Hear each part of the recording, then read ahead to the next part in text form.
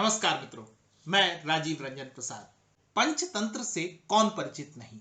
आज भी रचा जा रहा अधिकांश देसी विदेशी बाल साहित्य पंचतंत्र की ही नकल है अथवा उससे प्रभावित। क्या वैदिक ज्ञान परंपरा का विस्तार यह ग्रंथ बालक शिक्षा किस तरह दी जा सकती है उसका श्रेष्ठतम उदाहरण नहीं है। बात भी लगभग 300 ईसा पूर्व की है। कहते हैं दक्षिण भारत में कहीं महिला रोप्य नाम का राज्य था जिसके राजा थे अमर शक्ति। दक्षिण भारत शब्द को दोहरा कर सुनिएगा जिससे आपका यह पूर्वाग्रह कुछ हद तक मिटे कि ज्ञान के कतिपय उत्तर भारतीय केंद्र भर नहीं थे अपितु समस्त जम्बू द्वीप का अपने अपने तौर से योगदान रहा है। राजा के 3 बेटे थे, बाहुशक्ति, उग्र शक्ति और अनंत शक्ति, जो न केवल अहंकारी अपितु विद्या ग्रहण करने की ओर से उदासीन थे। राजा ने बहुत चेष्टा की, लेकिन कोई पढ़ना ही न चाहे तो पढ़ाया कैसे जाए? यह सवाल इसी तरह आज भी सामने है। इसका उत्तर आधुनिक शिक्षकों के पास है कि पालकों को बुलाकर जलील कर लो, बच्चे को कक्षा में हतोत्साहित कर दो, वगैरह वगैरह। क्या पढ़ाया जाना चाहिए? क्या इससे अधिक महत्वपूर्ण यह नहीं कि कैसे पढ़ाया जाना चाहिए? राजा अमर शक्ति को सुझाया गया कि राज्य में विद्वान विष्णु शर्मा हैं जिनसे सहायता ली जा सकती है। राजा तो राजा है, उसने विष्णु शर्मा को बुलवाया और सीधे ही सौदेबाजी कर डाली। 100 गांव आपको दे दूंगा अगर राजकुमारों को आपने योग्य बना दिया। राजा ने प्रस्ताव दिया, लेकिन शिक्षक तो फक्कड़ था। विद्यार्थी ले लिए, धन छोड़ दिया। क्यों पोथे किताबें दिखाकर डराना? विष्णु शर्मा ने किस्सा गोई का सहारा लिया। जो कुछ सिखाना था वह रोचक कहानियों में ढल गया। अब शास्त्र नहीं थे, सूत्र नहीं थे, प्रमेय नहीं थे, अपितु शैतान बंदर था, चालाक लोमड़ी थी, दुष्ट भेड़िया था, मासूम मेमना था।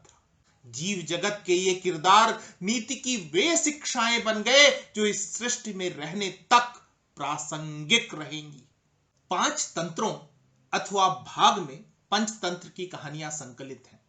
मित्रभेद, मित्रलाभ, संधि विग्रह अथवा काकोलिकियम, कौवे और उल्लुओं की कहानियां, लब्ध प्रणाश एवं अपरीक्षित कारक, मित्र कैसे होने चाहिए, मित्रता का लाभ क्या है, यदि आप किसी संकट में हैं तो उससे बाहर आने का रास्ता क्या है, किसी कार्य को करने से पूर्व क्या करें, कैसे परख करें आदि जैसे विषयों के माध्यम से प्राचीन पंचतंत्र ग्रंथ प्राथमिक शिक्षा का जांचा परखा सर्वयुगीन सिलेबस है। विष्णु शर्मा के पास बीएड नहीं था, पढ़ाने का कोई सरकारी प्रशिक्षण भी प्राप्त नहीं था। वे न तो ऑक्सफोर्ड रिटर्न थे, न ही जेएनयू से पीएचडी। वे अलग थे, बिल्कुल मौलिक। उन्होंने संस्थानों को रास्ता दिखाया है कि प्राथमिक शिक्षा कैसे दी जानी चाहिए। यह अलग बात है कि आज के स्कूली पाठ्यक्रमों ने उनकी नकल तो की, लेकिन थोथा थोथा भर सार सार को तो उड़ा दिया। कितने प्रतिशत भारतीय जानते हैं कि सचिन तेंदुलकर क्रिकेट के महानतम खिलाड़ी हैं? इस प्रश्न का उत्तर 100/100 मिल जाएगा। लेकिन क्या हम भारत के लोग यह जानते हैं कि बाइबिल के बाद दुनिया का सबसे अधिक प्रसार प्राप्त ग्रंथ है पंचतंत्र? वह दुनिया की अभागी भाषा ही होगी यदि उसके पास पंचतंत्र का अनुवाद उपलब्ध नहीं है। विदेशी भाषा में पंचतंत्र का पहला ज्ञात अनुवाद 570 ईस्वी में सीरियाई भाषा में हुआ था। लगभग 750 ईस्वी में सीरियाई भाषा से अरबी में अब्दुल्ला इब्नल मोकफ्फा के प्रयासों से अनुदित हुआ। इसके पश्चात लगभग 10वीं 11वीं सदी के आगमन तक यूरोप में पंचतंत्र अपनी पैठ जमाने लगा था। यूनानी 11वीं सदी, हिबूर 11वीं सदी, लैटिन 1263 से 1278 के मध्य, फारसी 1470 से 1505 के मध्य, जर्मन 1483, स्पेनिश 1493, इटालियन 1546, फ्रेंच 1556 तथा 1644 अंग्रेजी 1570 तथा इतालवी 1583 आदि पंचतंत्र के आरंभिक विदेशी भाषा में किए गए अनुवाद थे। अनेक समकालीन अथवा बाद के भारतीय ग्रंथ भी पंचतंत्र की आभा में लिखे गए। इनमें प्रमुखता से गिने जाते हैं तंत्राख्यायिका, दक्षिण भारत पंचतंत्र, नेपाली पंचतंत्र, हितोपदेश, सोमदेवकृत कथा सरित सागर, क्षेमेंद्रकृत बृहत कथा मंजरी, पश्चिमी भारतीय पंचतंत्र, पूर्णभद्रकृत पंचाख्यान आदि। पंचतंत्र को आज बाल साहित्य की तरह देखा परखा जाता है, जबकि आवश्यकता इसकी रचना प्रक्रिया और उसके उद्देश्य को समझने की है। विष्णु शर्मा ने राजा से उसके पुत्रों को शिक्षा देना स्वीकार किया, तब कहा त्वत् प्रार्थना सिद्ध्यर्थे सरस्वती विनोद करिष्यामि। सरस्वती विनोद शब्द पर ध्यान दीजिए।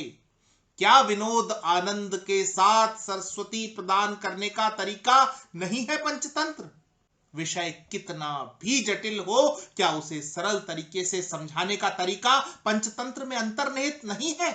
साथ ही 5 एनिमल रटाने वाले अध्यापक ध्यान दें कि केवल पंचतंत्र को ही सरस्वती विनोद पूर्वक बताते रहने पर आपका विद्यार्थी जाने कितने एनिमल, कितने ही बर्ड, कितने ही प्लांट वगैरह के नाम ही नहीं जान सकेगा, अपितु उसके माध्यम से उसे वे नैतिक शिक्षाएं भी प्राप्त होंगी जो आज के फास्ट फूड सिलेबस में कहीं पीछे छूट गई है।